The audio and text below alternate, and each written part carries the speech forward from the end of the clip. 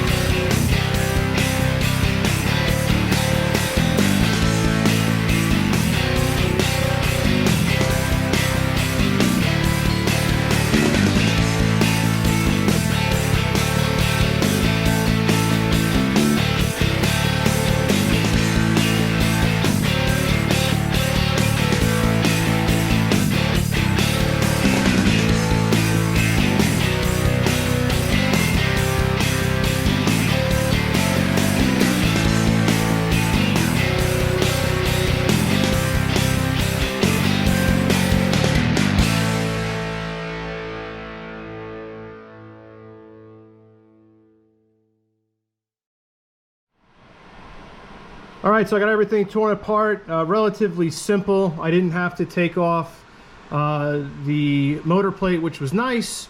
And sure enough, we got oil. So I got oil there, dripped down onto the frame rail. Couldn't see that though.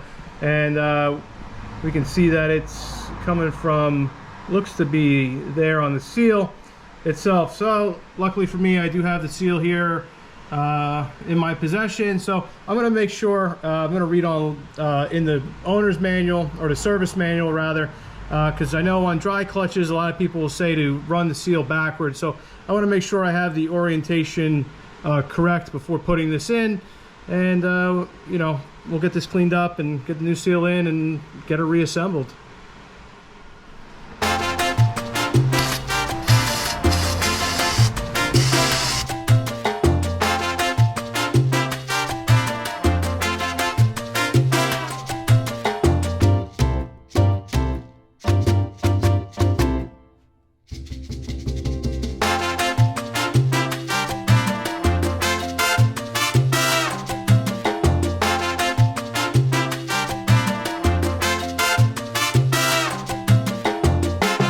Alright, so after doing a little bit of research, from what I can gather, the seal was in the correct way for a dry clutch setup, with the seal facing out like this. I even took a look at my Shovelhead engine, and that seal was also facing out. So from what I can gather and understanding correctly, the seal is supposed to face this way on a dry setup. I took some emery cloth to the inside here. Just wanted to get some of the flange, I guess this is like flange sealant itself, off. And I also took it to the spacer, not to gore anything or score it, but simply just smooth it out a little bit to hopefully prevent this from happening. I do have flange sealant that I will be putting on the seal. And the other thing that's really nice is I saw that online, some people take PVC pipe to actually go ahead and evenly push the seal on. However, I have the countershaft sprocket nut tool, which is just a really deep socket. And what's really nice is this happens to fit basically perfectly in here with a little bit of play. so that way I'll be able to drive the seal in evenly and not have it tilt at all. So let's get this seal installed.